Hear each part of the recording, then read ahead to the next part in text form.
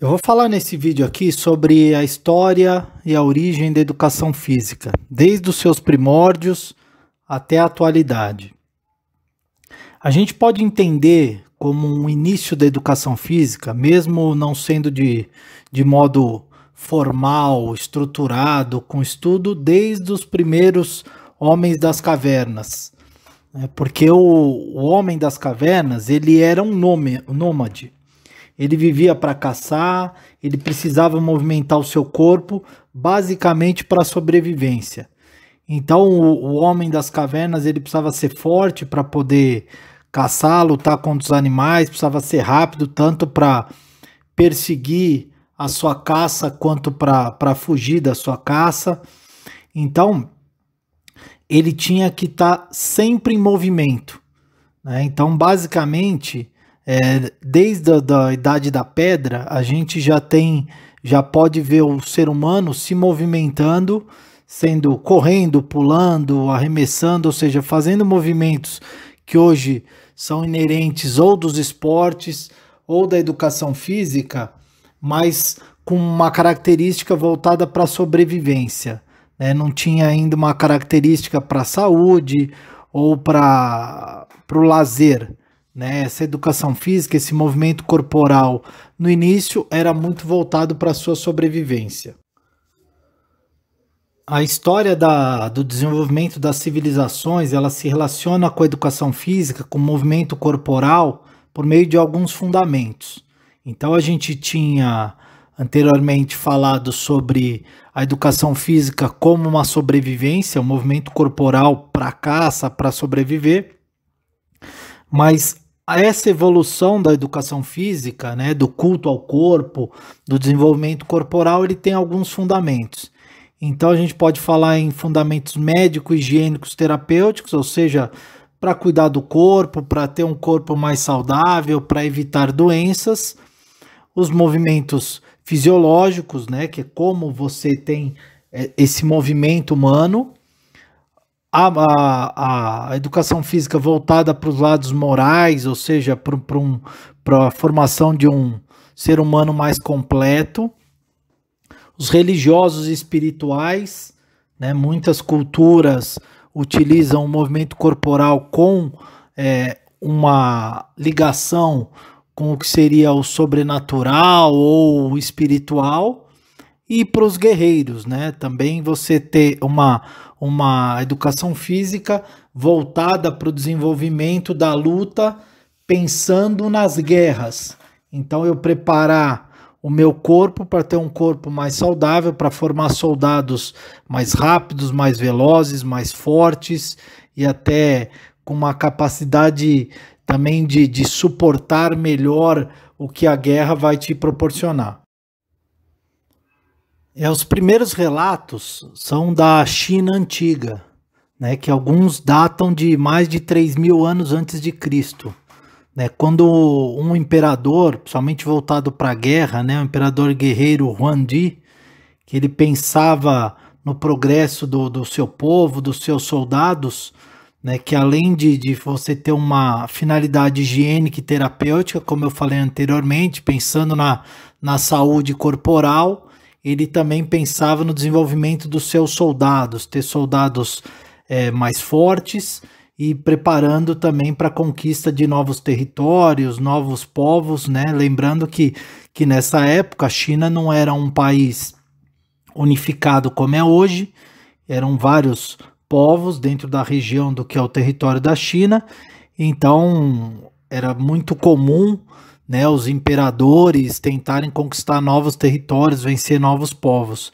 Então esse imperador, o Huangdi, como eu falei, ele pensava não só em ter a sua população preservada, com uma qualidade de vida melhor, mas também em ter soldados mais fortes. Algumas doutrinas, como as de Confúcio, Lao Tzu, budistas, também mencionam atividades físicas, movimentos corporais para uma saúde melhor do indivíduo, né? Ter um indivíduo um pouco mais saudável, então não só com a meditação, mas também ter alguns movimentos corporais. Depois a gente fala da Índia, né? Porque algumas leis também, bem antes de Cristo, né? Mais de 1000 anos antes de Cristo, você tem algumas leis que falam sobre também o advento de uma cultura física. Então, por exemplo, as leis de Manu, que era uma espécie de um código civil, político, social, religioso, ela também, assim como essa origem chinesa, também preconizava algumas necessidades militares, mas também um caráter fisiológico para você poder atribuir uma saúde melhor do corpo. Além disso, apregou-se que o próprio Buda, né, ele atribuía os exercícios físicos a um caminho da energia física, a uma pureza de sentimentos, a bondade, conhecimento das ciências, para a suprema felicidade que é o Nirvana, que é aquele estado que tem ausência total de sofrimento. Então, o exercício físico ele está dentro dessa cultura do que o Buda preconizava do Nirvana. Além disso, você tem a criação do yoga, né, que ele mais ou menos foi originado nessa época, em que você tem uns exercícios ou umas posições corporais, né, com a utilização da respiração, de uma meditação, que você usa muito da cultura física para poder atingir a essência do ser humano. No Japão, também antes de Cristo, né, você também vê uma cultura voltada com preocupação com o desenvolvimento do corpo, também pensando em aspectos médicos, higiênicos, filosóficos, morais, religiosos e guerreiros. Então a cultura japonesa ela já era um pouco mais abrangente, porque ela não pensava só na saúde, em evitar doenças e também na guerra. Ela também tinha um lado moral, filosófico, religioso bem destacado. E talvez uma das figuras que represente bastante isso são os samurais, né? Porque além dos exercícios que você tinha para manter os samurais, ou seja, os soldados mais capazes para a guerra, também tem um lado moral, filosófico bem grande, e os exercícios eram bastante utilizados para atingir esse aspecto. Já no Egito, a gente tem, que foi muito bem retratado até em figuras, né, em pinturas, em paredes, em tubas, então tem relatos bem claros sobre essa utilização do corpo, né, tem os exercícios chamados gímicos, né, então é uma das primeiras civilizações que a gente já vê alguns aspectos destacados do exercício físico, como o equilíbrio, a força, a flexibilidade e a resistência. E também eles utilizavam bastante materiais, né, de apoio, como troncos, pesos, lanças. Então você vê bastante destacado nessas pinturas, em alto relevo aí, que estão principalmente nas tumbas, né, a utilização desses materiais para atingir um melhor desenvolvimento do corpo. Então, levantamento de troncos com pesos, as ginásticas combinadas, né, pensando bastante na força, no equilíbrio. Também, óbvio, como as civilizações anteriores, pensando bastante nos aspectos dos guerreiros e também da manutenção da saúde, né, mas você viu uma utilização constante aí dessas atividades físicas. A Grécia é talvez a civilização que mais marcou e desenvolveu a educação física por meio da sua cultura. É sabido que, além de aspectos bem destacados filosóficos, né, da cultura grega, os aspectos da educação física, do movimento corporal, da utilização de exercícios é muito destacado na civilização grega.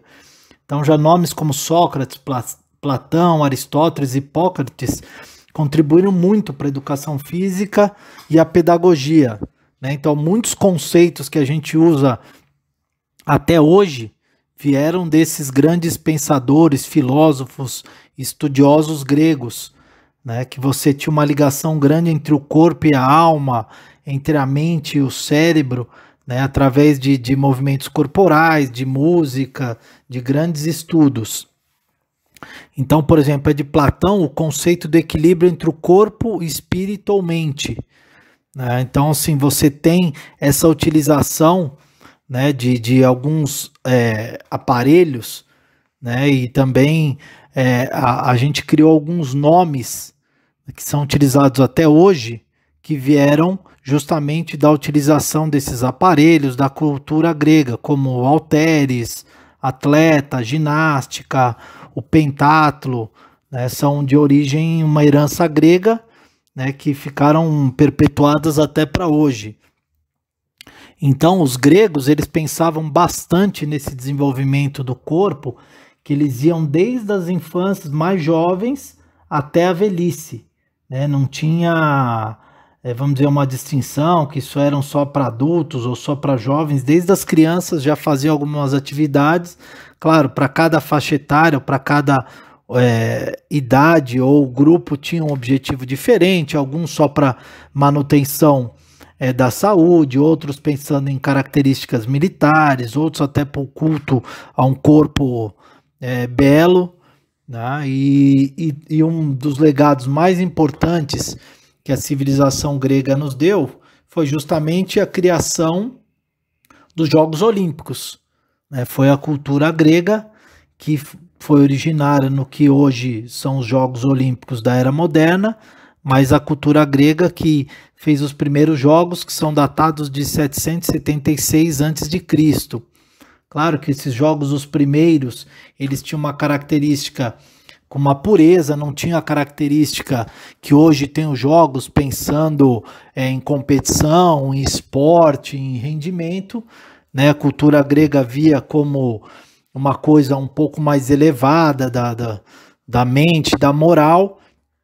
A primeira competição, inclusive, data que foi utilizada somente uma corrida, né? Os competidores, inclusive, só podiam homens competir, até nus, para mostrar a pureza da competição. As mulheres não poderiam nem assistir às competições, eram passíveis de grandes punições, né? Claro, a gente tem aí uma distinção um pouco do que era a cultura da época, mas só para lembrar que esses primeiros jogos, que também eram realizados a cada 4 anos, eles tinham uma característica bem diferente do que são os Jogos Olímpicos da Era Moderna, né? Não tinha uma premiação, seja em dinheiro ou medalha, às vezes era claro, o vencedor ele tinha um destaque na sociedade, mas não tinha essa característica como um lado comercial.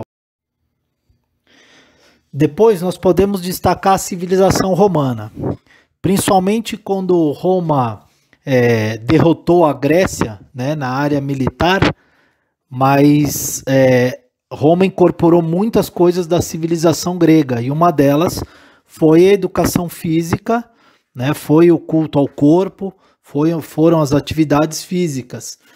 Só que os romanos, eles combatiam um pouco da nudeza, né, daquela coisa da pureza que os gregos pensavam, os romanos combatiam um pouco, não aceitavam.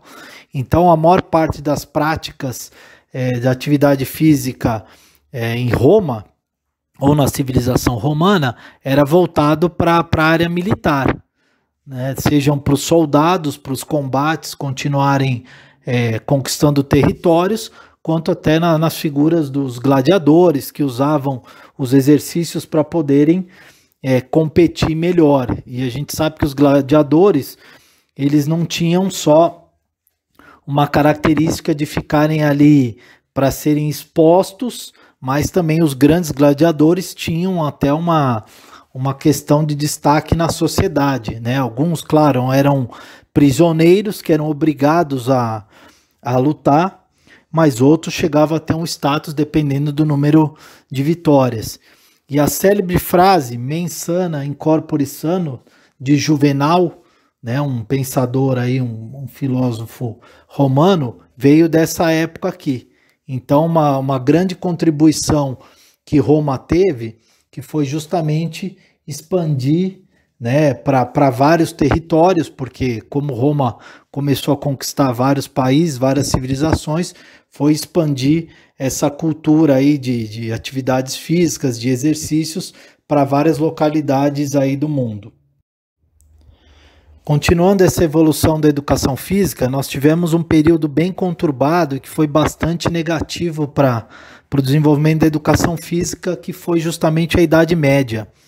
Né? Depois, com o fim a queda do Império Romano e a ascensão do cristianismo, né, que perdurou por toda a Idade Média, esse foi um período um pouco ruim para o desenvolvimento, ou seja, que atrasou o desenvolvimento e a evolução da Idade Média. Por quê? Porque o cristianismo, né, a radicalização do cristianismo, por alguns, era contrário ao culto ao corpo. Né? Eles achavam que o culto ao corpo era um pecado, né? Que isso fazia com que as pessoas não se preocupassem em cultuar a mente, a espiritualidade, pensar em Deus. Então, quando a pessoa se preocupava em fazer os exercícios, ela se preocupava com o seu corpo, isso desviava ela do caminho chamado caminho da luz, o caminho de Deus. Até por isso que muitos autores também chamaram esse período como Idade das Trevas. Né? Não foi só, claro, a educação física que foi prejudicada, né, nesse período, né? A gente sabe de perseguição a vários autores que colocavam, questionavam o poder de Deus, uma série de coisas. Então a educação física ficou um pouco deixada de lado, até proibida e marginalizada em muitos locais, né, justamente porque tinha essa preocupação aí de não relacionar a atividade física com a espiritualidade. E com isso, você tinha locais esporádicos ou práticas esporádicas em pequenos locais, não tinha uma disseminação dessa prática esportiva. Depois desse período de estagnação, que foi a Idade Média, né, nós tivemos um período que aí foi importante para a educação física, que foi a Renascença, né, que aí não só para a educação física, a cultura física, mas também das artes, a música, a ciência e a literatura, que fez com um boom, né, explodir mesmo, e a volta desses estudos, dessas práticas, com a beleza do corpo, o culto ao exercício físico, não só pensando na saúde, mas também ter um corpo mais bonito, né? Grandes artistas e pensadores e cientistas surgiram nessa época pensando nesse aspecto. Você vê um dos grandes pensadores, artistas, filósofos, cientistas, foi o próprio Leonardo da Vinci, né? Ele é um dos responsáveis, além de grandes invenções, mas também ele é um dos principais que criou as regras proporcionais do corpo humano. Então, com os estudos que ele fazia, até com dissecação de cadáveres, ele começou a fazer um estudo pensando nas proporções corporais, né? Tanto que a própria anatomia, né, vem desse período, né? Nós também temos como as obras de Michelangelo, Davi de Michelangelo, que foi uma escultura, que é uma escultura muito conhecida até hoje. Ele mostra justamente essas proporções corporais, ou seja, pensando num ser humano, elevando o ser humano a um padrão de beleza que nunca tinha sido visto. Então você vê os detalhes da obra, que parece até que ela é real. Tá? Depois, como eu falei, da origem da anatomia, você tem uma obra de Andrea Vesalius, que é De Humani Corporis Fabrica, que é uma obra que mostra a anatomia do ser humano, também através de experimentos com dissecação de cadáveres, né? Ele pôde criar uma obra voltada para esse lado. Também nós temos uma volta à educação física escolar nesse período, né? Vittorio De Feltri, ele ficou muito conhecido, uma das personalidades aí que mais apoiou, incentivou e criou uma educação física voltada para o lado escolar, ou seja, mostrando que desde as crianças deveriam ter essa prática física para que pudesse desenvolver o seu corpo, pudesse desenvolver as suas atividades e até atingisse padrões não só de beleza, como também para a saúde. Então, já em 1423, ele fundou a escola La Casa Giocosa, né, que um dos conteúdos programáticos mais importantes aí desse desenvolvimento era justamente os exercícios físicos. Depois nós temos o período do Iluminismo, que é um período que você tinha uma grande afronta ao poder absoluto, né, principalmente no campo social, e aí você tinha a educação física, ou seja, a prática de exercícios já muito incorporada nesse período, né? Alguns grandes pensadores também já colocavam essa prática de exercício como sendo fundamental para o desenvolvimento dos seres humanos, como o próprio Rousseau, Jean-Jacques Rousseau e o Johann Pestalozzi, que pensavam nisso daí. O Rousseau, por exemplo, propôs que a educação física já era necessária na educação infantil.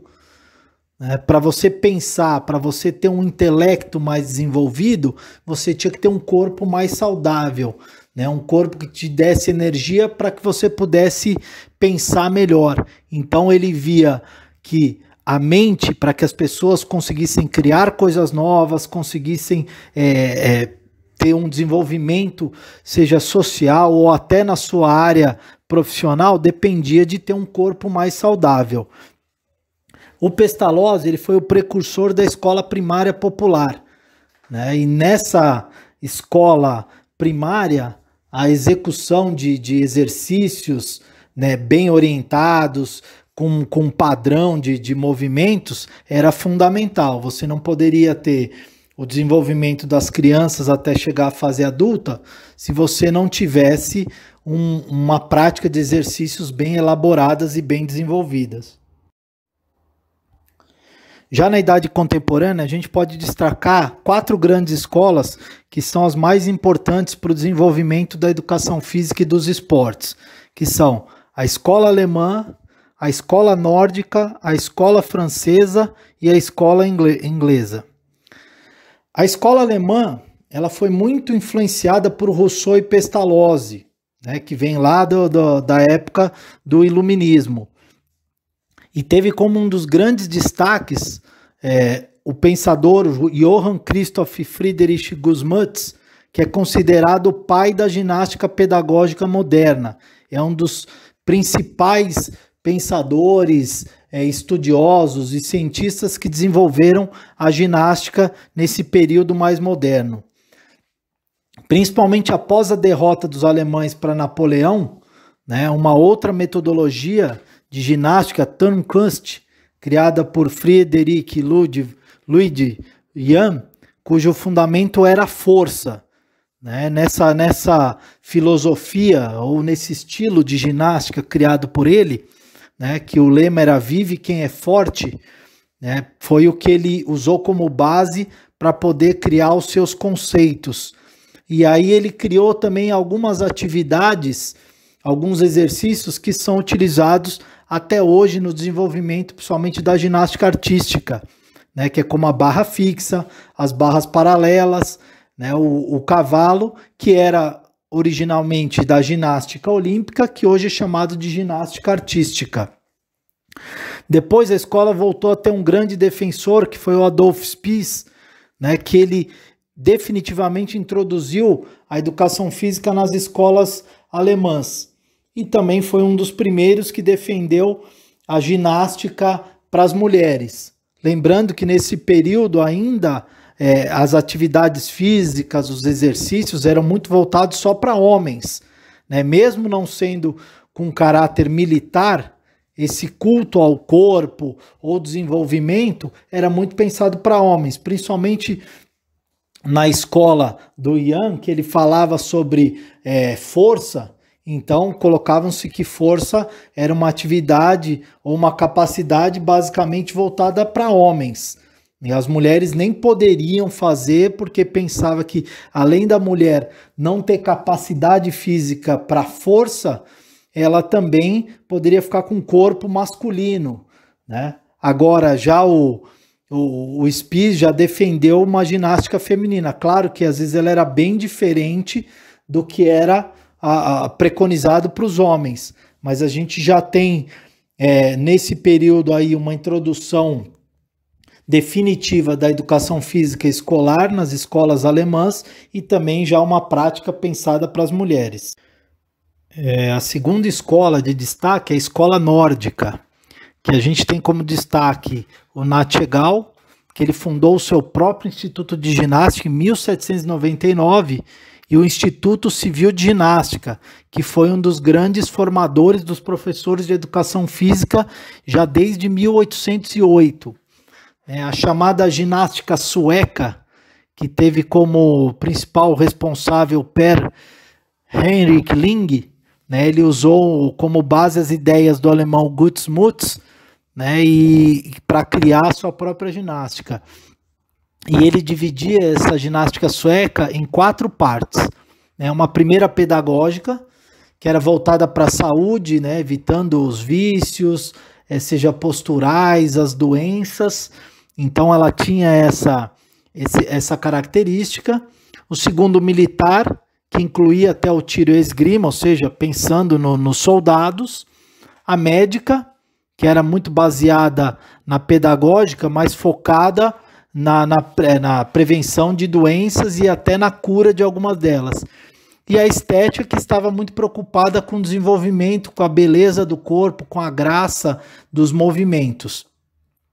Algum desses fundamentos da ginástica sueca, elas valem até hoje, como um desenvolvimento harmônico e racional, uma progressão pedagógica da ginástica, a parte lúdica, a alegria que tem que ter nas aulas, principalmente nas aulas de educação física escolar, mas é muito pensado para esse lado de prazer mesmo nos movimentos corporais. E o major Joseph Tullin, ele já introduz um ritmo musical à ginástica, e ele cria com isso alguns testes individuais e coletivos para verificação da performance. Então é um dos primeiros estudiosos que criam já a prática de exercícios como testes, ou seja, o primeiro que cria alguns testes para ver a performance dos indivíduos, como que essa ginástica, essa atividade física está se desenvolvendo. Se os objetivos vão ser alcançados ou estão sendo alcançados. Então ele é um dos primeiros que cria os testes para a gente verificar como que está o desenvolvimento dessa prática física. Nós temos então a escola francesa, que ela tem como um dos principais elementos o espanhol naturalizado Francisco Amorós Yondeano, e ele se inspirou em vários pensadores alemães ou outros de outros países para dividir a sua ginástica.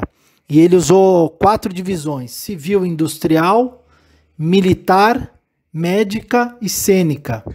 Um dos outros grandes nomes foi o Demey, um dos primeiros que organizou congressos, cursos, inclusive um curso superior de educação física. Ele redigiu um manual do exército, mas ele era adepto a uma ginástica mais lenta, gradual, progressiva, pedagógica. Ele não era muito adepto a movimentos muito bruscos, então ele achava que a ginástica ela tinha que ter uma progressão pedagógica, mas bem gradual, bem lenta, sem grandes movimentos ou transformações abruptas. Já o método natural ele foi defendido por Georges Herbert, que ele pensava na ginástica, nos exercícios, pensando nos movimentos naturais que o ser humano teria que fazer na natureza. Então, por exemplo, como correr, o nadar, o trepar, o saltar, empurrar e puxar. Então ele criou movimentos, criou atividades que eram muito baseadas nesses movimentos mais naturais. E depois nós temos a ginástica, a calistenia, né, que eu vou falar um pouquinho mais para frente, mas que ela foi a base de muitos movimentos, muita parte de exercício, inclusive no Brasil. A gente usou por muitos e muitos anos a calistenia, né, como base na nossa educação física, né, e ela foi criada em 1829 por Poquition Heinrich Claes. Então eu vou falar um pouquinho mais para frente sobre o que seria essa calistenia. E por último, nós temos a escola inglesa. A escola inglesa é muito baseada em jogos, né, em competições, e que foi a origem de muitos esportes, né? Os ingleses, no final do século XIX, criaram muitas modalidades esportivas, principalmente como o futebol, o rugby, muito baseada nessa escola inglesa. Um dos seus principais defensores foi Thomas Arnold, embora ele não tenha sido o criador, né, dessa ideia, mas os ingleses utilizavam muito a competição, os jogos, a interação entre diferentes indivíduos para que pudesse basear a sua escola, né? E também utilizaram isso no treinamento militar. Enquanto a grande maioria das escolas anteriores eram exercícios de modo individual, né, o ser humano fazia a prática dos seus exercícios ele mesmo, pensando no seu desenvolvimento, os ingleses basearam muito dos seus exercícios, do seu desenvolvimento da educação física em jogos. Como eu falei anteriormente, daí foi a origem de muitas modalidades esportivas que tinham a interação, a competição entre os indivíduos. Então nós temos a calistenia, que é um método de treinamento, né, de exercícios, muito voltado para o desenvolvimento de grupos musculares, né, que não tem a utilização de grandes aparelhos, então ela é de fácil aplicação, em que a força, a agilidade, a flexibilidade são capacidades físicas que são amplamente desenvolvidas. A palavra calistenia, ela vem do grego, que significa kalos, belo ou beleza, e stenos, que significa força. A calistenia ela foi amplamente desenvolvida porque ela pode ser utilizada para diferentes grupos de indivíduos, não tem limitação de idade, seja para grupos de sedentários, para crianças, para mais idosos, porque ela tem um grande... como ela foca no desenvolvimento da forma corporal, ela tem um reduzido perigo de lesões, porque ela não tem muitos saltos, muitos impactos. Então, por isso que ela pode ser utilizada para praticamente todos os grupos de indivíduos.